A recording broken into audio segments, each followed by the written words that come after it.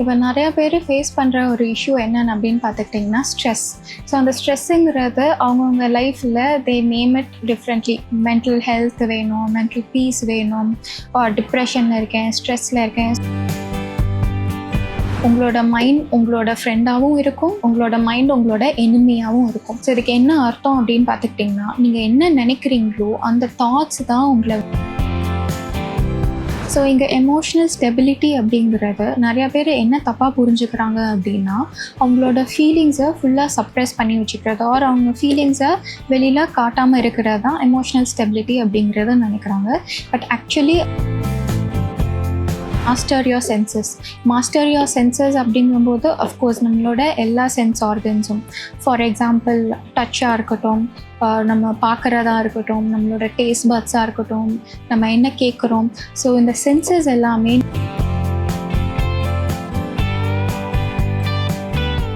Hello everyone, this is doctor Vishnupriya. இப்போ நிறையா பேர் ஃபேஸ் பண்ணுற ஒரு இஷ்யூ என்னென்னு அப்படின்னு பார்த்துக்கிட்டிங்கன்னா ஸ்ட்ரெஸ். ஸோ அந்த ஸ்ட்ரெஸ்ஸுங்கிறது அவங்கவுங்க லைஃப்பில் the name it differently. Mental health வேணும், மென்டல் பீஸ் வேணும், டிப்ரெஷனில் இருக்கேன், ஸ்ட்ரெஸ்ஸில் இருக்கேன், ஸோ இந்த மாதிரி நிறைய நேம்ஸ் இருக்குது. ஸோ இந்த மென்டல் ஹெல்த்தை பற்றி அந்த காலத்துலேயே நம்மளோட பகவத்கீதையில் ரொம்ப அழகாக மென்ஷன் பண்ணியிருக்காங்க. இப்போ அது என்னென்னு நம்ம பார்க்கலாம். பகவத்கீதா அந்த குருக்ஷேத்திர போர்க்களத்தில் நம்மளுக்கு கிருஷ்ணருக்கும் அர்ஜுனருக்கும் நடந்த ஒரு கான்வர்சேஷன் தான் பகவத்கீதா. ஸோ அந்த போர்க்களத்தில் நடந்த கான்வர்சேஷன்ஸை வச்சு நம்ம லைஃப்பில் நடந்த எக்ஸ்பீரியன்ஸஸும் அந்த கான்வர்சேஷன்ஸும் நம்ம நல்லாவே கனெக்ட் பண்ணிக்கலாம். இப்போ ஆயுர்வேதா அண்ட் பகவத்கீதாவில் காமனான விஷயம் ஒன்று இருக்குது அப்படின்னு பார்த்துக்கிட்டிங்கன்னா, அது நம்மளோட ஓவரால் ஹெல்த்தை பார்த்துக்கிறதுக்கு நம்மளோட பாடி, மைண்ட் அண்ட் சோல் ரொம்பவே இம்பார்ட்டண்ட்.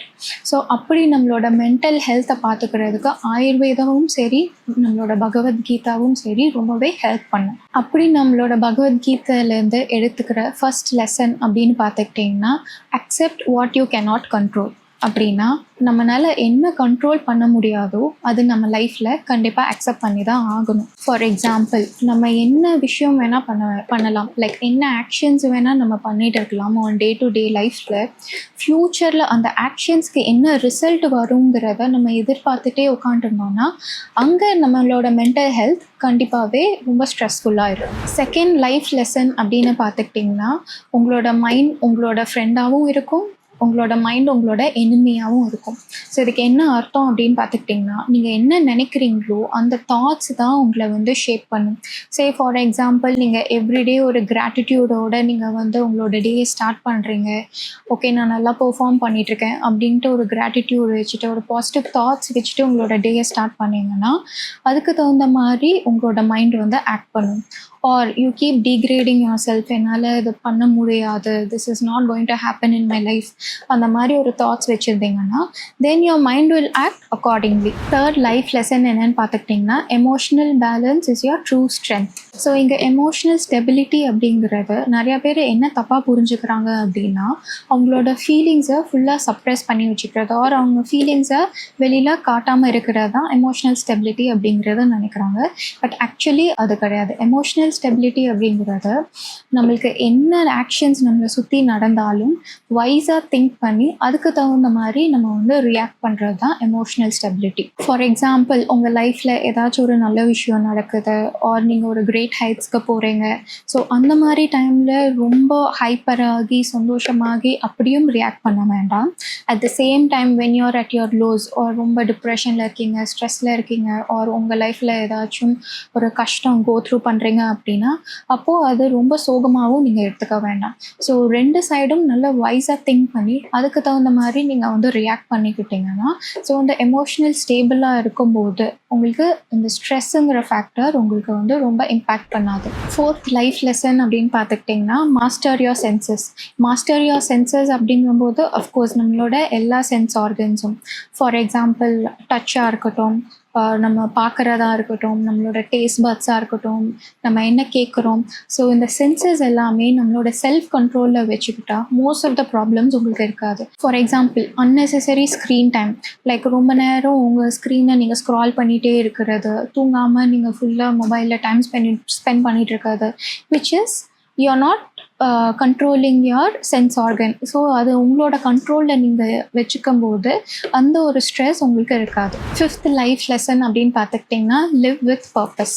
ஸோ இந்த லைஃப் எதுக்காக, எந்த பர்பஸுக்காக இந்த லைஃப்பில் நம்ம இருக்கோம். இப்போ நிறையா பேர் ஸ்ட்ரெஸ்ஸில் எவ்ரிடே ஒரு ரொட்டீனாக ஒர்க் போயிட்டு ஒரு ஜாபுக்கு போயிட்டு எதுக்காக இந்த ஜாபுக்கு போகிறோம், எதுக்காக இவ்வளோ ஸ்ட்ரெஸ் எடுத்துக்கிறோம், எதுக்காக இவ்வளோ ஓடுறோம். ஸோ அது ஒரு ஸ்ட்ரெஸ்ஃபுல் ஃபேக்டராகவே அவங்களுக்கு இருந்துகிட்ருக்கு. ஸோ என்ன பர்பஸுக்காக அவங்க அந்த ஒர்க் பண்ணுறாங்க, எந்த பர்பஸுக்காக அவங்க இந்த வேர்ல்டில் இருக்காங்க. ஸோ அந்த பர்பஸ் அவங்க ப்ராப்பராக புரிஞ்சுக்கிட்டு அதுக்கு தகுந்த மாதிரி அவங்க லைஃப்பை ஹாப்பியாக கொண்டு போகும்போது அந்த ஒரு ஸ்ட்ரெஸ் இருக்காது. லைஃப்பில் பர்பஸ் அப்படின்னு சொல்லும்போது it is not only for yourself, நம்மளை சுற்றி இருக்கவங்களுக்கும் ஒரு ஸ்மால் ஆக்ட் ஆஃப் சர்வீஸ், ஒரு ஹெல்ப் பண்ணுறது.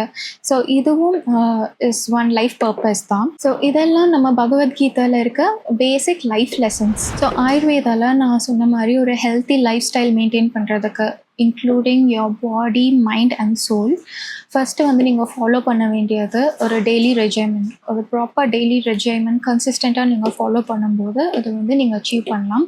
இன்னொன்று வந்து குவாலிட்டி ஸ்லீப். கண்டிப்பாக ஒரு ப்ராப்பர் ஸ்லீப் வேணும் டு ரெஸ்ட் யுவர் பாடி.